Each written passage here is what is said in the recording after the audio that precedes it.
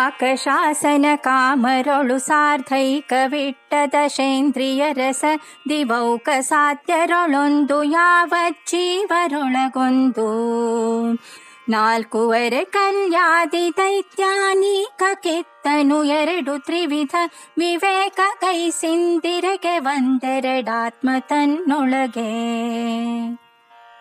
ಶುಭಗುಣಪೂರಿತ ಜಯ ವಿಶ್ವೇಶ ಜಯ ಪುರುಷೋತ್ತಮ ನಿತ್ಯ ವಿಬೋಧ ಭೂಮಿ ಭರಾಂತಕ ಕಾರಣ ರೂಪ ಜಯ ಖರ ಭಂಜನ ದೇವವರೇಣ್ಯ.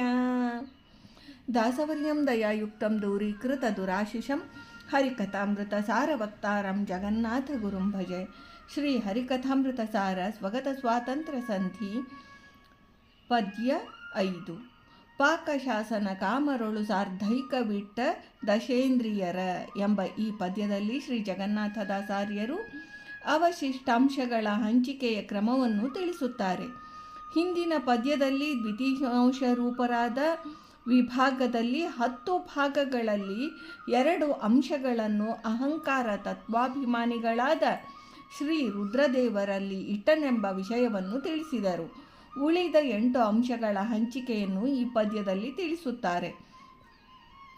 ಪಾಕನೆಂಬ ಅಸುರನನ್ನು ಸಂಹಾರ ಮಾಡಿದ ಕಾರಣದಿಂದ ಇಂದ್ರನಿಗೆ ಪಾಕಶಾಸನನೆಂದು ಹೆಸರು. ಇಂದ್ರ ಮತ್ತು ಮನ್ಮಥ ಇಬ್ಬರೂ ಮನೋಭಿಮಾನಿಗಳು. ಅವಶಿಷ್ಟ 8 ಭಾಗಗಳಲ್ಲಿ ಇಂದ್ರ ಕಾಮರಿಗೆ 1.5 ಭಾಗಗಳನ್ನಿಟ್ಟನು. ಇದನ್ನು ಸಾರ್ಧೈಕವಿಟ್ಟ ಎಂದಿದ್ದಾರೆ. ಅಂದರೆ ಅರ್ಧ ಸಹಿತವಾದ 1.5 ಎಂದಾಗುವುದು.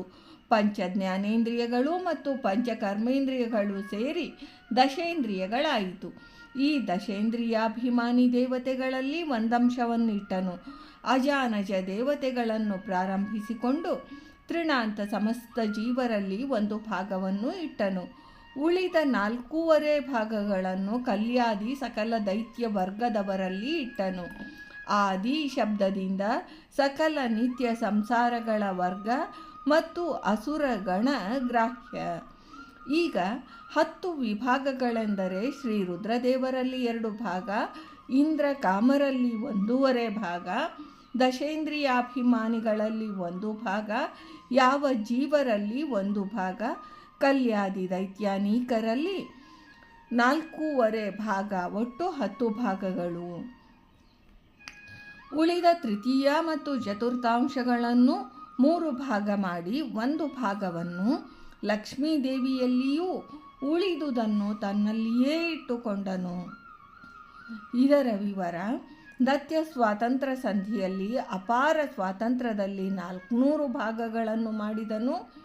ಅದರಲ್ಲಿ ಉಳಿದುದನ್ನು ತೆಗೆದು ಲಕ್ಷ್ಮೀದೇವಿಯರಲ್ಲಿ 67.25 ಭಾಗ, ತನ್ನೊಳಗೆ 132 ಮುಕ್ಕಾಲು ಭಾಗ, ಬ್ರಹ್ಮವಾಯುಗಳಲ್ಲಿ 100 ಭಾಗಗಳು, ಉಳಿದ ದೇವತೆಗಳು ನಿತ್ಯ ಸಂಸಾರಿ ದೈತ್ಯರು 100 ಭಾಗಗಳು, ಒಟ್ಟು 400 ಭಾಗಗಳೆಂದು ಹೇಳಿರುವರು.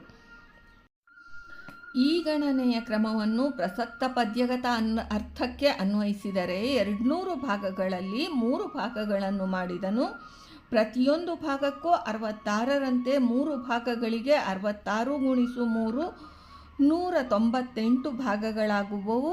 200ರಲ್ಲಿ 198 ಹೋಗುತ್ತಾ ಅವಶಿಷ್ಟವು 2 ಆಗುವುದು. ಈ 2 ಅಂಶಗಳನ್ನೇ ಇಲ್ಲಿ ತೆಗೆದುಕೊಂಡಿರುವರು. ಅದರಲ್ಲಿ ಶ್ರೀ ಲಕ್ಷ್ಮೀದೇವಿಯರಲ್ಲಿ 66 ಭಾಗಗಳು ಕೂಡಿಸು 1/4, ಒಟ್ಟು 67/4 ಆಯಿತು. ತನ್ನಲ್ಲಿಯೇ 66 ಭಾಗ, 66 × 2 ಒಟ್ಟು 132, ಕೂಡಿಸು ಮುಕ್ಕಾಲು ಭಾಗ, ಒಟ್ಟು 2 ಅಂಶಗಳಾದವು. ಒಟ್ಟು 132 ಮುಕ್ಕಾಲು. ಅಂದರೆ ಲಕ್ಷ್ಮೀದೇವಿಯರಲ್ಲಿ 1/4 ಭಾಗ, ತನ್ನಲ್ಲಿ ಮುಕ್ಕಾಲು ಭಾಗ ಇಟ್ಟು 1/4 ಕೂಡಿಸು ಮುಕ್ಕಾಲು 2 ಅವಶಿಷ್ಟ ಭಾಗಗಳು ದತ್ತ ಸ್ವಾತಂತ್ರ್ಯ ವಿಭಾಗಗಳು.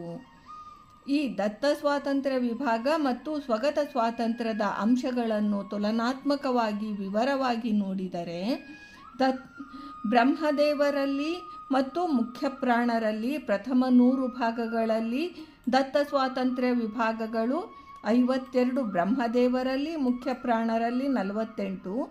ಸ್ವಗತ ಸ್ವಾತಂತ್ರ್ಯದ ವಿಭಾಗ ಪ್ರಥಮಾಂಶ 10ರಲ್ಲಿ, ಬ್ರಹ್ಮದೇವರಲ್ಲಿ 5 ಕಾಲು, ಮುಖ್ಯ ಪ್ರಾಣರಲ್ಲಿ 4 ಕಾಲು, ಒಟ್ಟು 10 ಅಂಶಗಳಾಗುವವು. ದತ್ತ ಸ್ವಾತಂತ್ರ್ಯದ ದ್ವಿತೀಯ 100 ಭಾಗಗಳಲ್ಲಿ ರುದ್ರದೇವರಲ್ಲಿ 20, ಇಂದ್ರಕಾಮರಲ್ಲಿ 15, ತತ್ವೇಶರಲ್ಲಿ 10, ಯಾವ ಜೀವರಲ್ಲಿ 10, ಕಲ್ಯಾದಿಗಳಲ್ಲಿ 45, ಒಟ್ಟು 100 ಅಂಶಗಳು. ಸ್ವಗತ ಸ್ವಾತಂತ್ರ್ಯದ ವಿಭಾಗದಲ್ಲಿ ರುದ್ರದೇವರಲ್ಲಿ ದ್ವಿತೀಯಾಂಶ 10ರಲ್ಲಿ 2 ಭಾಗಗಳು, ಇಂದ್ರಕಾಮರಲ್ಲಿ 1.5, ತತ್ವೇಶರಲ್ಲಿ 1, ಯಾವ ಜೀವರಲ್ಲಿ 1, ಕಲ್ಯಾದಿಗಳಲ್ಲಿ 4.5, ಒಟ್ಟು 10 ಅಂಶಗಳಾದವು. ಇನ್ನು ತೃತೀಯ ಮತ್ತು ಚತುರ್ಥ ಭಾಗಗಳಲ್ಲಿ ದತ್ತ ಸ್ವಾತಂತ್ರ್ಯದ 200 ಭಾಗಗಳಲ್ಲಿ ಲಕ್ಷ್ಮೀದೇವಿಯರಲ್ಲಿ 67 ಕಾಲು, ತನ್ನಲ್ಲಿ ಸ್ವಗತ 132 ಮುಕ್ಕಾಲು, ಒಟ್ಟು 200 ಅಂಶಗಳಾದವು. ಸ್ವಗತ ಸ್ವಾತಂತ್ರ್ಯ ವಿಭಾಗದ ತೃತೀಯ ಮತ್ತು ಚತುರ್ಥ 20 ಭಾಗಗಳಲ್ಲಿ ಲಕ್ಷ್ಮೀದೇವಿಯರಲ್ಲಿ 6 ಕಾಲು ಅಂಶಗಳು, ತನ್ನಲ್ಲಿ ಸ್ವಗತ 13 ಮುಕ್ಕಾಲು ಅಂಶಗಳನ್ನು ಇಟ್ಟುಕೊಂಡನು. ಇದರಿಂದ ಒಟ್ಟು 20 ಅಂಶಗಳಾದವು. ಭಾರತೀ ರಮಣ ಮುಖ್ಯ ಪ್ರಾಣಾಂತರ್ಗತ ವೃಂದಾವನ ವಿಹಾರಿ ಶ್ರೀಕೃಷ್ಣಾರ್ಪಣ.